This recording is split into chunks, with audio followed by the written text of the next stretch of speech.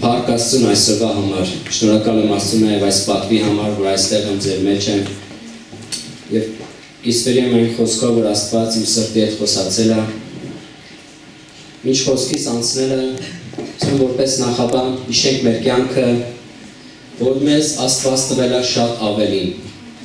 շատ է տվել։ Եթե այստեղ ենք, ողջ ենք, առողջ ենք, ու Աստծո տան մեջ ենք, դրա համար պիտի մենք փառք բարձրացնենք Աստծուն։ Մենք այնքան հաճախ ենք նայում այն ամենին, միշտ չունենք, որ մոռանում ենք այն ամանի մասին, որ ունենք, որ Աստված տվել է մեզ։ Որտեղ այսօր, որ դու ապրում ես, շատ մարդկանց երազանքներ, շատ մարդկանց աղոթքներ, որ այսօրվա ունենային, բայց չունեցան։ Բայց այսօր մենք ունենք ու փառք Աստծուն այսօրվա համար, մեր երկրի համար, այս եկեղեցու համար։ Այն տունը, որ ապրում ենք, մեծ է, թե փոքր է, ինչ-որ մեկի երազանքն է։ Քո երեխաների ձայնը, որ երբեմն քեզ կարող է հոգնեցնել, ինչ-որ մեկի անասելի կարոտն է։ Այն ընտանիքը, որտեղ որ դու ապրում ես, մեկ ուրիշի ամենամեծ ցանկությունն է ունենալ այն։ Դրա համար ամեն ինչի համար պիտի շնորհակալություն հայտնենք մենք Աստծուն, որ կան ու ապրում ենք։ Շատ է տվել Աստված մեզ, շատ ավելին է տվել։ Ուղղակի մենք հաճախ չենք գնահատում այն ամենը, ինչ Աստված մեզ տվել է, բայց կարիք ունենք թեկուզ փոքրի համար շնորհակալություն հայտնենք, որտեղ եթե վերհիշենք մեր կյանքը, կտեսնենք, որ Աստված շատ բաներից մեր կյանքը փրկել է, շատ վիճակներից մեզ ազատել է, շատ հիվանդություններից մեզ բժշկել է։ Ճիշտ այդ ժամանակ շնորհակալություն ենք հայտնում, բայց մարդկանց այնպեսին է, որ շուտ մոռանում է, բայց կարիք ունենք հիշելու ամեն ժամանակ Աստծուն շնորհակալություն հայտնելու։ Հաճախ մտածում ենք, որ այդպես է պիտի լինի, բայց Աստծո շնորհքն ու ողորմությունն է, որ ունենք այդ ամենը։ Խոսքից վերնագիրը գրել եմ այսպես. մի կորցրու տրվածի արժեքը։ Եվ խոսքս կառուցել եմ իր պատմության իման վրա,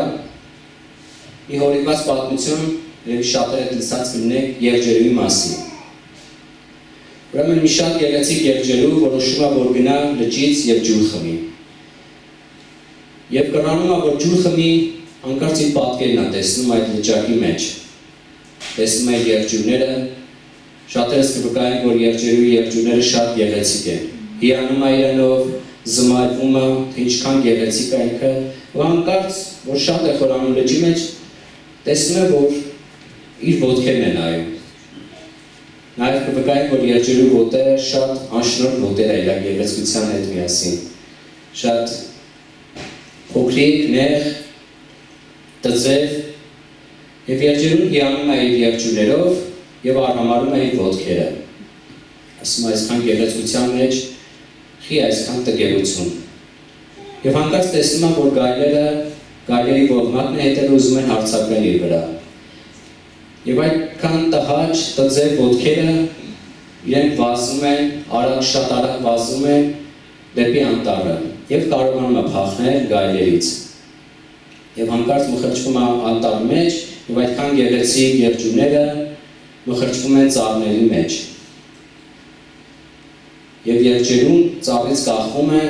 եւ գայլերի ողմակը գալիս եւ հոշոտում է եղջերուն։ Այս պատմությունը մեզ հիշեցնում է Ավիսողոմի կյանքը, որ Ավիսողոմն էլ շատ հիացած էր իր գեղեցկությամբ, բայց իր գեղեցկությունը դարձավ իր անկման պատճառը։ Նույնպես եւ եղջերուն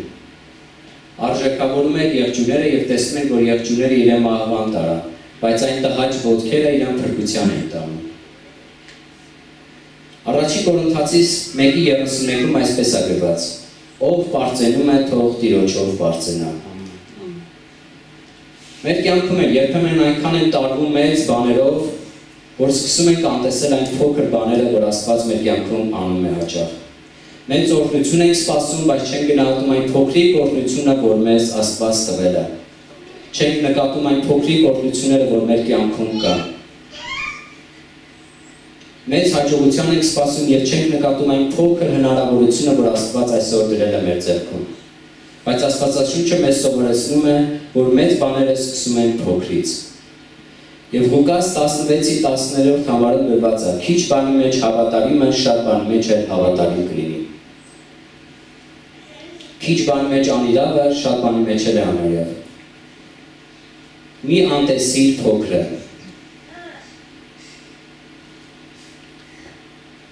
Հաճախ մտածում ենք, երբ որ շատ ունենանք, այն ժամանակ որ կգնահատենք Աստծուց։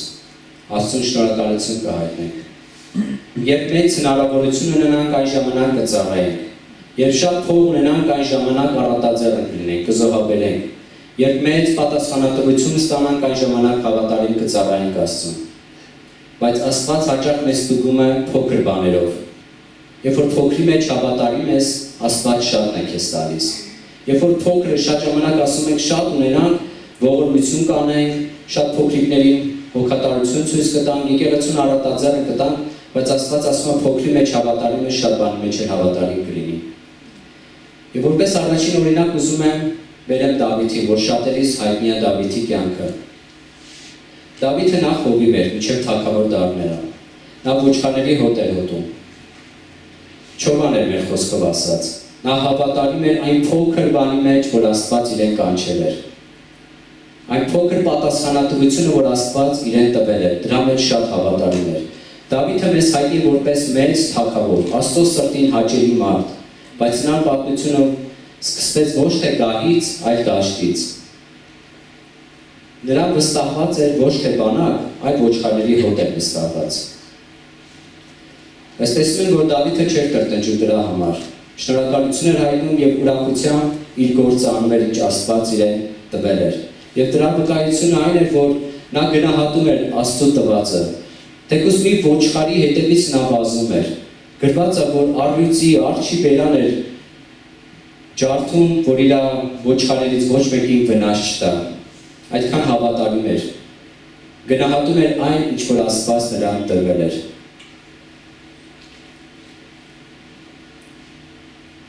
Դավիթը փոքրի մեջ սովորել էր քաջություն։ Փոքր վտանգների մեջ սովորել էր վստահել Աստծուն։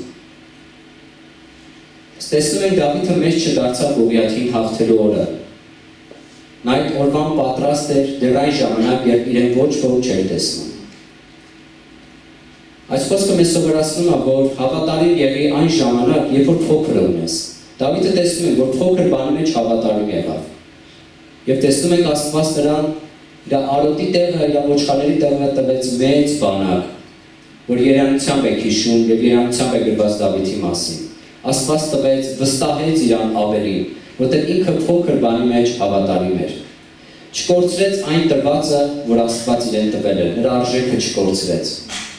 Գուցե այն, ինչ այսօր փոքր ես համարում, հենց այն է, ինչով Աստված քեզ պատրաստում է վաղվա մեծ գործի համար։ Ամեն։ Ուզում մի հատ ընթերցել, գուցե այն, ինչ այսօր փոքր ես համարում քո կյանքում, հենց այն է, ինչով Աստված քեզ պատրաստում է վաղվա մեծ գործի համար։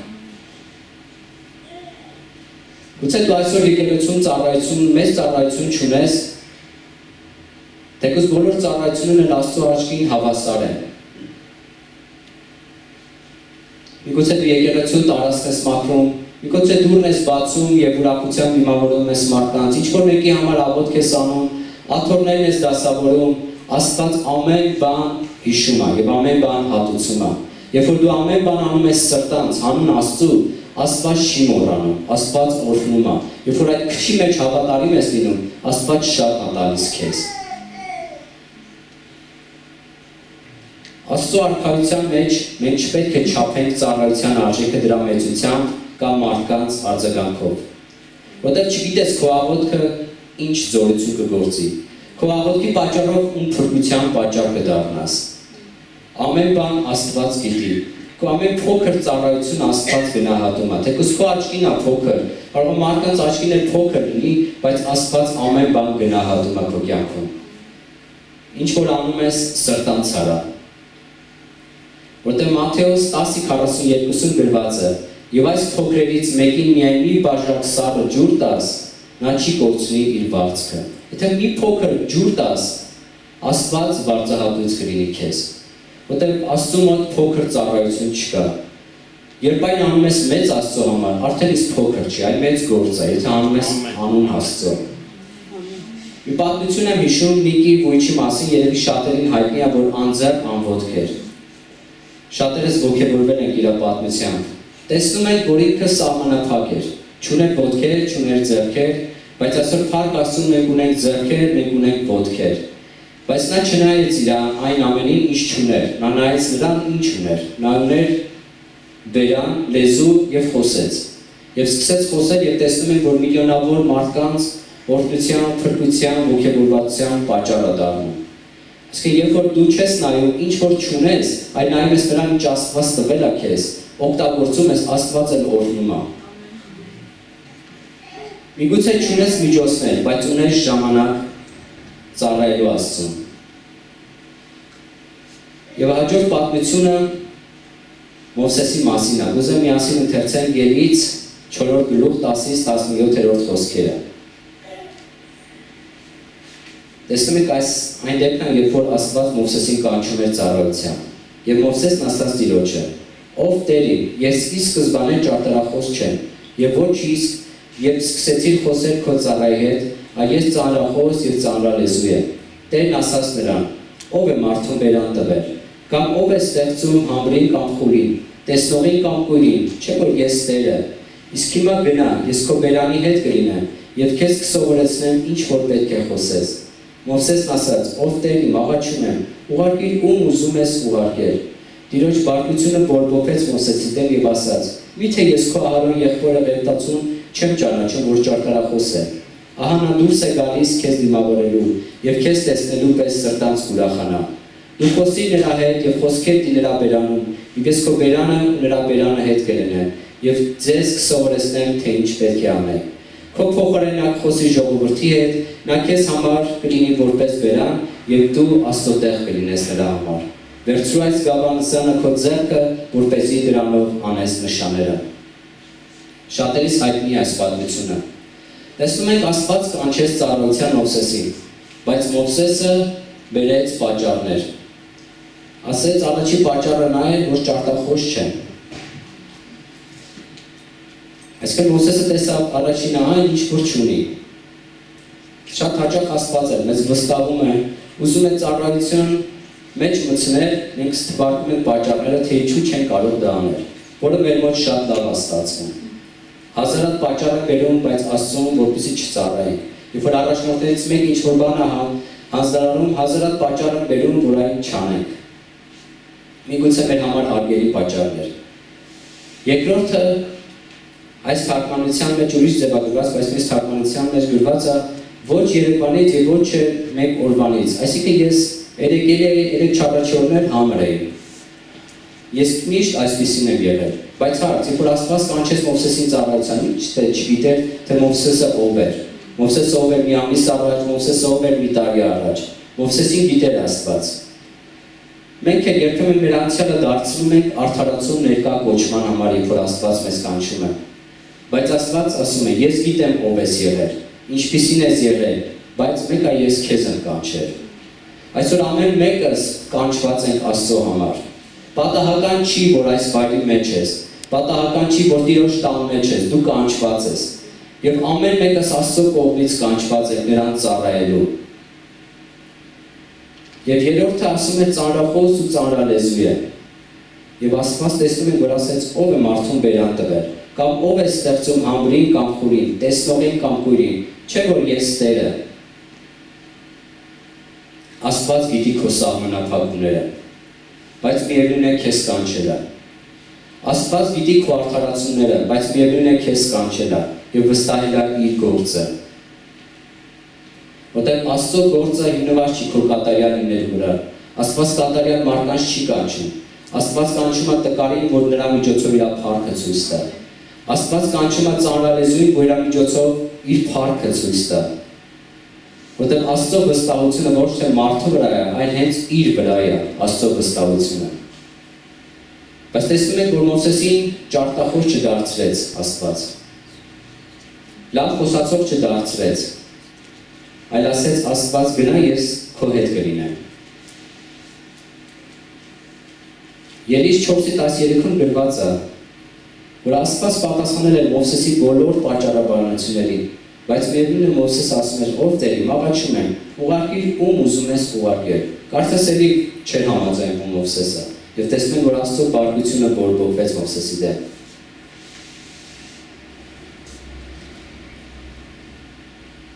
Եթե համեմատենք մեզ,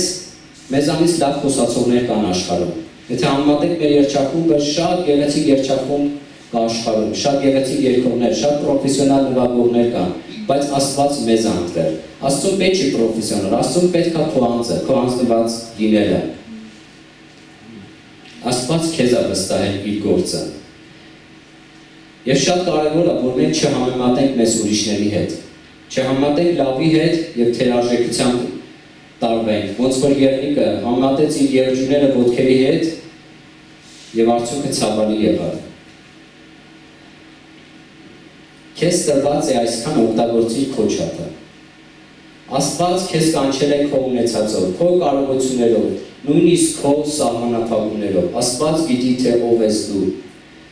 Աստված իհարկե գիտեր Ահարոնի տեղը, որ պետք լիներ Ահարոնի կկանչեր, բայց ինքը Մովսեսին կանչեց։ Ուրիշի պարգևը քեզ չպիտի ստիպի, որ թերագնահատես քո պարգևը, որտեղ Աստված յուրովի է մեզ ստեղծել, չկրկնվող է ստեղծել։ Աշխարհում կա 7 միլիարդ մարդ, բայց ոչ մեկ չի կրկնվում։ Ամեն մեկը յուրովի են Աստծո պատկերով ստեղծված։ Որտեղ երբ նայում ես ուրիշի ունեցածին, կարող ես կորցնել քո ունեցածի արժեքը։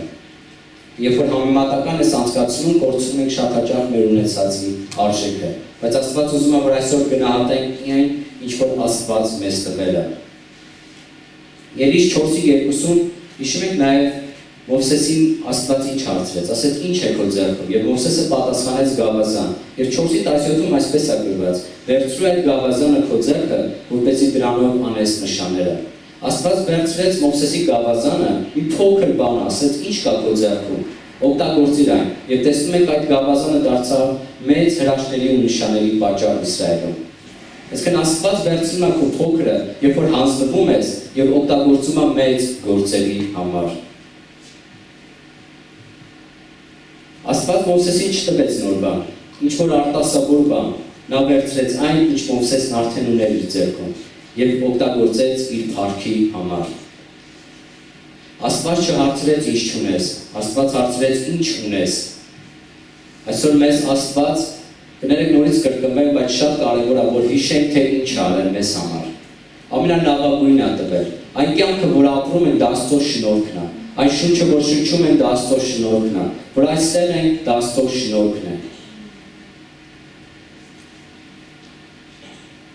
Գուցե այսօր դու Աստծուն ասում ես, ես այն ավելին չունեմ, մեծ հնարավորություններ չունեմ, որ ծառայեմ, բայց Աստված ասում է, շնորհքը քեզ բավարար է։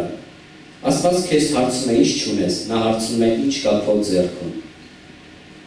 Հովանու 6:5-ում կհիշենք պատմությունը, երբ որ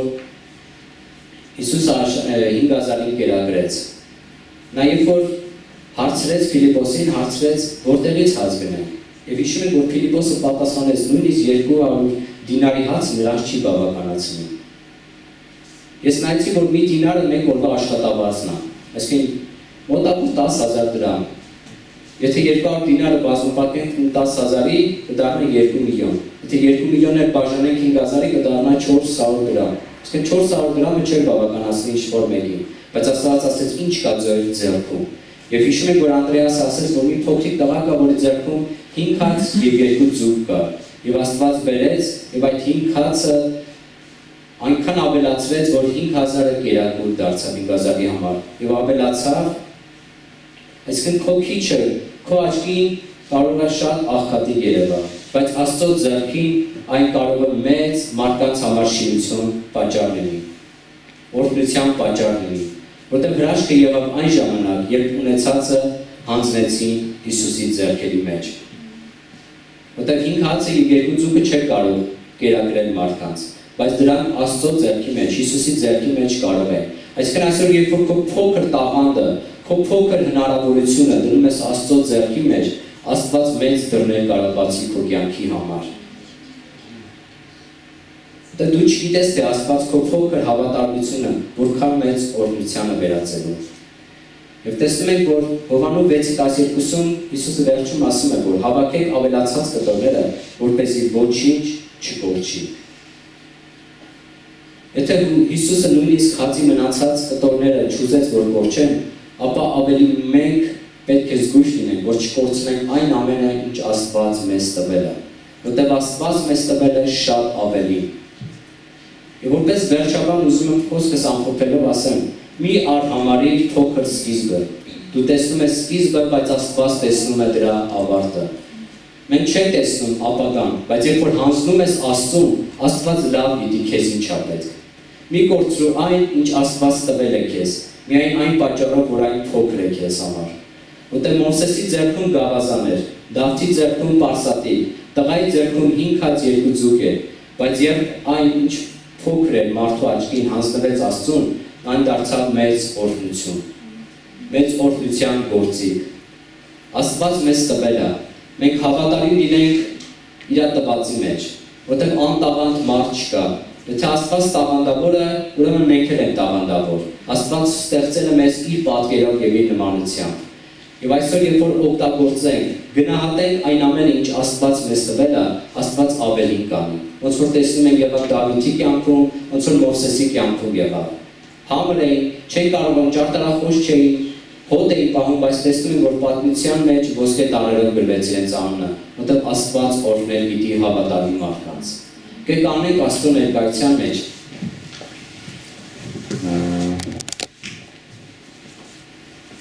Եվ մենք խնդրենք Աստծուն, որ այն հնարավորությունը, որ Աստված մեզ տվել է, օգտագործենք։ Այն փոքրը,